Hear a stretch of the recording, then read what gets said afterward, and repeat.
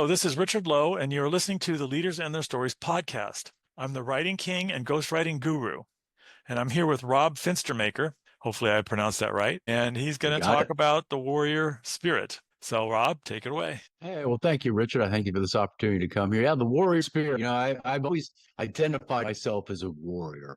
Well, I shouldn't say all, but there was a point in time when I did. And now it's my mission to reignite that warrior spirit in men. And when I kind of go back to that time that I didn't, it's when I was firmly ensconced in that corporate existence. I was really wrapped around a 9-to-5 identity. I was doing what the expectation was. You go to work, show up, get a paycheck, come home, provide for the family, but inside, just felt empty.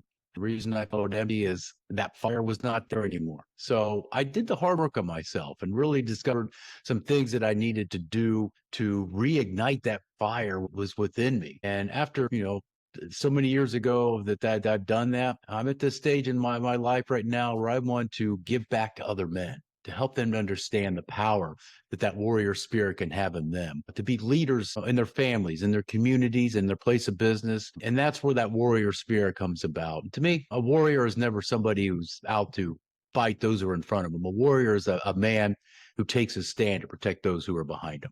And that's what I want men to understand. I see. Now, how do you achieve this mission? What is your goal? I mean, not what is your goal. How's your process? Yeah.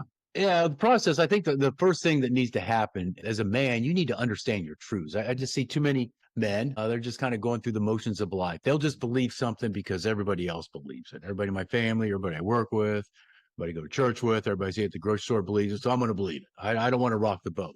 And for me, I always challenge that way of thinking because you got to be solid in what it is you know to be true. And when you are, you're able to take that foundation, you're able to take that step upon that firm foundation. That foundation creates everything for your life because every choice you make, every decision you make is going to rest on that foundation. When it's solid, you're making the right choices and right decisions that serve you, your family, your business, your community, serve whatever it is you're wanting to do. So when you work with me, that's one of the things we do. We really start digging in deep to what are your truths? What are those things that are non-negotiable to you? You have to know what those are. And as a man, it's very vital for you to know what those are, especially a man who has a family, because it empowers you, one, to be a better husband to your wife, a more impactful father to your children. So we really unpack what those truths are. And we all have our own personal truths. What's true to me may not necessarily be true to you, but you have to know what those truths are in your life. And that's the first step that we take. Really spend time digging into that. And you said work with you. Is this a paid service that you offer? Yes, it is. Yes, it is. And so clients, when I engage with clients, I love to engage them for at a minimum 12 sessions because I think that's the power of really getting clear on what it is you want to do. So yes, what I do for my clients is a paid service. So it's an opportunity for my clients to come to me and work with me. And I work with them to bring clarity to what it is they really want out of their life. Well, that sounds like an excellent goal. It's probably going to make men a lot more personable, a lot easier to deal with, and but on the other hand, maybe a lot less easy to deal with because they'll be more firm about their boundaries. Well, yeah, you got to have boundaries. You absolutely have to have boundaries. And when as a man, when you have a family, those boundaries are sacred. There's certain things that a married man, a man with a family should never boundaries he should never cross and never allow others to cross those boundaries. So you have to set up those guardrails and be very intentional about it. And I think one of the things that's most important for a man to set up those boundaries and those guardrails is he must have other men in his life that hold him accountable. I mean, we all want to be held accountable. And the truth is there's only one person we can ever hold accountable, and that's ourselves. We need others to do it for us. We need others to call us out when we're not doing right or, cheer us on when we're doing great. But that level of accountability, especially men holding other men accountable, is powerful. I've had the opportunity to lead different men's groups for probably 30 years. And that was always one of the cornerstones of what we did is we held each other accountable for what we said, what we did, how we conducted ourselves, and how we treated our wives, our children, our friends, how we engaged in our work life. And we would hold each other accountable for those things. So what if let's just take a scenario. If your neighbor is not really a friend, they're just a neighbor, they're somebody acquaintance, I guess they call it, and you find out that he's stepping out on his wife. What would you do in this instance to hold him accountable for that? Yeah, I've been in situations like that, and if you don't really have a relation, relationship of trust with that individual, they're not going to listen. And there's some men that just don't want to be held accountable for what they're going to do. Now, if I saw that, if I knew he was doing that, and we had, some kind of just, more than just hey, how you doing type of relationship when we're out walking our dogs, I might strike up a conversation with him. I might strike up a conversation and just ask him about that, the impact that something like that would have on his wife or his children. Because And what if his it's wife was the your friend? He wasn't, but his wife is. Then you got a sticky situation. yeah, you got a sticky situation. And yeah, so if I had a female friend come to me that, trusted me and asked me to do it, and she was a friend, I would do it. I would do it out of Intervene. intervene with the husband. If she came to me desperate and as a friend, yeah, I think I would owe it to her, to that relationship, that bond that we have, to go to the husband, because I don't want to see a marriage broken up over something like that, especially if there's children, Right, because the of course. children are always the children. Yeah, one thing I've learned is if you catch somebody doing something, it's never the first time. I agree. I agree. It's I agree. Yeah, sure. exactly. Yeah, I agree. I always have to laugh when, we see these people that have notoriety get caught in something. And what's the first thing they always say when they do their press conference? Well, that's not the person I am. Well, yes, it is. That's exactly who you are. That's exactly the person who you are. And when the light gets shown on them, and it comes down, I guess, to kind of circle back to the original question, it really comes down to a question of integrity. Are you a man of integrity or not? If you're a man of integrity, you're not going to go running around on your wife. If you're a man of integrity, you're going to have that conversation with your wife. And if there's problems with the marriage, then have that conversation, but don't go to that level. Be a man of integrity, be a man of principle. Right, right. And that's getting very rare these days, I think, or rarer than it Mhm. was. Yeah. Integrity is an interesting thing. It can be interpreted so many ways, but basically it means you've got boundaries, you've got goals, you've got objectives, you've got things you'll do, things you won't do, sins, Yeah. not sins, and you live up to that whatever that ideal is. Might not be somebody else's ideal, Yeah. as best Right. you can. Oh, Obviously, you're yeah. not perfect. You're right. You're right. Yeah, I'm definitely not. I'm far from perfect, but I have my level of integrity, and what your integrity says, that you're the same person regardless of the situation. You live by that creed and that oath that you've given, not when people are looking, but when you're by yourself. So let me give you an example. We hear so many men that say, I would never cheat on my wife. But a lot of these same men, when no one's looking, they get on their laptop and download porn. Are you cheating on your wife? I think you are. I think you're cheating on your wife and your family if you're doing something like that. Interesting. That's an interesting point. Yeah, pornography is definitely a slippery slope, as they call it, Yes, because it certainly can lead to other things that aren't so pretty, absolutely. and it Yeah. certainly causes the mind to start thinking that that's normal, that Right. that lifestyle, and that's not normal. People No, don't act that no. way in real life. Yeah. If you and your wife have an understanding that she's all right with you, then whatever. I'm not going to question that. But if you're doing it in the shadows without wide knowing, something completely different. That is something completely and totally different. Yeah, yeah. Well, it tends to, it's like any addiction. It tends to draw you deep. You just keep getting Right. drawn in and deeper until, I mean, we've all had addictions of one form or another, and no matter what they are, Hmm. whether it's food or eating Cheetos, they can be a real bitch to get out of. Yeah. Your body gets used Yeah. to it. Oh, I agree. I agree. But the good thing is, we can look back on those addictions or those bad habits we've created, and we can kind of look back, the length of time that it took us to get there. And you're right, it wasn't overnight. It was a gradual progression. It's the saying of the frog in the boiling water. You can put a frog if you throw a frog in boiling water, it's going to jump right out. But if you put a frog in cool water and turn up the heat till it gets boiling, it's not going to jump out. It's the same situation. But when you recognize that problem, when you recognize that issue, I think, as a man who's going to embrace integrity, you do what you have to do to get out of it. You can get out of it with intention, with purpose. And that's where accountability comes in. If it's something like pornography, or if it's something like alcohol, or whatever it may be, and you have a problem, when you have other men in your life that you can share that with, to say, hey, I have this problem, because I've had those conversations with men, and I've had my own issues as well that I've had to let other men know about.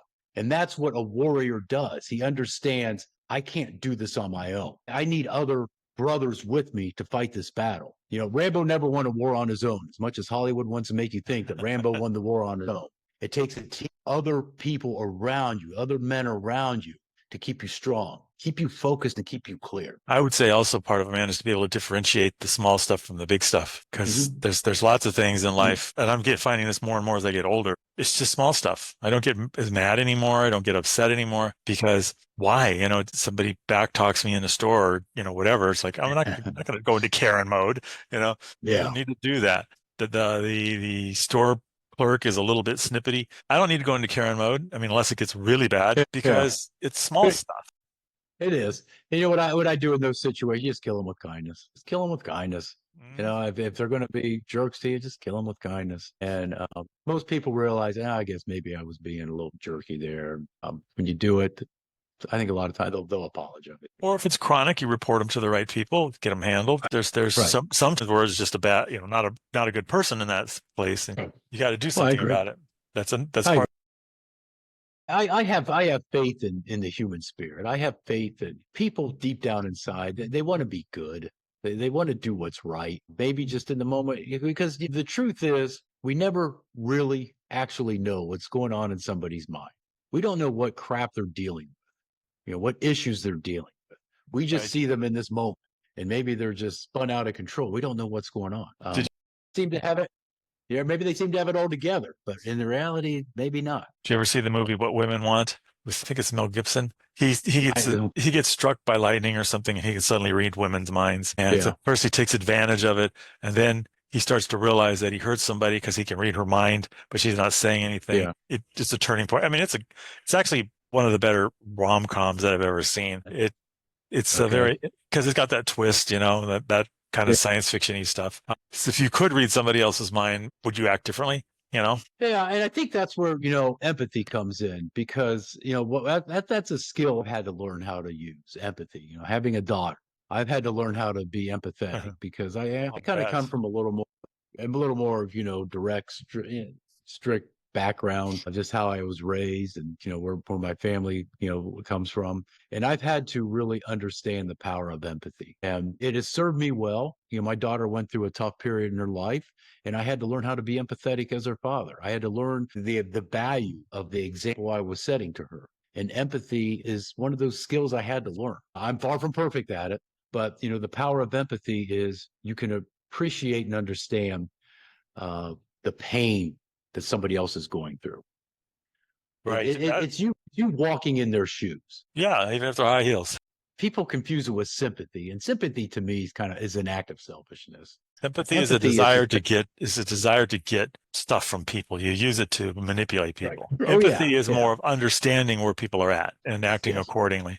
So I understand why this person did this. Let's do what we need to do. Get him into therapy, help talk to him, put him in men's group. Speaking of which, I know that you're in 2 men's groups that I know of. The Whiskey Hour, right? This is not always me. There's women that come there, and I actually enjoy when women come there because I love getting their perspective. And I've been pretty upfront about my idea of what it means to be a man. And sometimes I'll kind of go a little bit against the grain that you'll hear in society. This idea of a toxic man, or male toxicity. And I've talked to enough women now that I feel encouraged that they want their man to step up and be a man. It's as simple as that. I see more women that are upset by this idea of the toxic man than I give men. Women realize the fallacy of that. They understand that, yes, there are rules for men and there are rules for women. And we've kind of really blurred these lines. And I think that's where a lot of men get really confused, is they don't want to rock the boat. They don't want to, be, outed or whatever. They just want to get along. But sometimes, you got to be willing to take that stand. You got to stand up for principle. You got to stand up for the character you have. And you got to understand when to engage those battles and maybe when it's best to back off. And that's what a warrior does. A warrior understands when it's time to engage and also when it's time to maybe fall back and regroup. Well, sure, sure. That's the way you survive. I mean, if anything we learned from World War II is stand your ground regardless of what happens is a recipe for disaster. That's probably what killed Germany in World War II is one of the things, and a lot of other things too, was like on the Russian front, do not give an inch. Well, that's pretty stupid when you're being attacked and he's getting behind you and all that kind of stuff. Well, let's kind of back it up. Let's kind of go back. I'm a bit of an amateur historian, especially military historian. Me too. And I love that time frame. I love that time frame from the 1910s up till the end of World War II. And there's many historians who would argue that when the war started in 1914, it never ended. Didn't officially end until 1945. I tend to kind of agree with that. And why is it? Well, look what happened to Germany, and men of character didn't stand up against some of the atrocities that were going on. They felt emasculated. They felt like, well, we don't have a leader now. We need somebody. And so somebody who's got some charisma shows up on the scene. And the problem is a lot of men didn't understand what their truths were. They didn't understand what it is. Now, there were some who stood up. Dietrich Bonhoeffer. If you haven't studied him, read about him. He took his stand and he said, this is wrong. This is wrong. And, he was imprisoned. He was thrown into a concentration camp and he was eventually executed. But he stood on his principle. He stood on his principle. He knew what his character was. He stood on that. He knew his ground. He was an absolute warrior. He didn't fight with bullets, but he fought with words and ideas. The way I look at it, the world is made a better place by the actions of many, many, many heroes and heroines, of course. Let's be fair. Yeah. People who go beyond the norm, think outside themselves, and do something about it, whatever it is, whatever's the wrong in their life that they see. Whatever it is, even if I don't agree with it, there's lots of things people do that I don't agree with. But if they think it's right and it's based on fact, not some propaganda bullshit, then, let's go for it. But that's another important thing I think men should do is understand fact from lies. There's a lot of lies out there, and understanding the different kinds of fallacies, logical fallacies and stuff is very important. And then you go, okay, yeah, that's the sunk cost fallacy, or that's this fallacy, and I don't need to fall into that. Authority fallacy is a big one where you follow an authority figure just because that's an authority figure. And just because somebody says shoes are great and they're advertising on TV doesn't mean the shoes are great. Yes, I agree. And you got to be, we all want to follow leaders.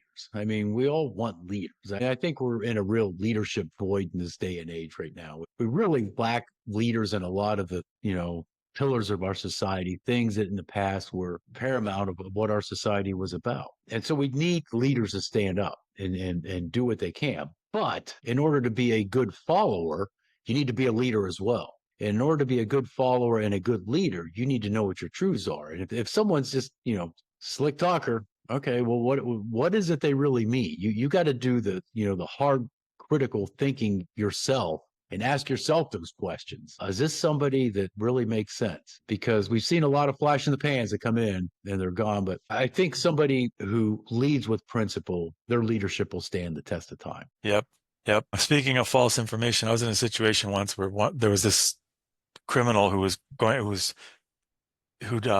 gotten through all of the various appeals and things, and he was up on to be executed. And he had shot a cop in the face. And there were 9 witnesses. I think it was 9, I don't know. They don't remember the exact numbers. And the person I was talking to said, well, he shouldn't be executed. I mean, we've got 800,000 signatures that says he shouldn't be executed. And Jimmy Carter signed the petition too. So of course he shouldn't be executed. All 9 of those witnesses recanted. So I went through and I read the entire trial history, all of the appeals and stuff, understood everything about it and said, you know what?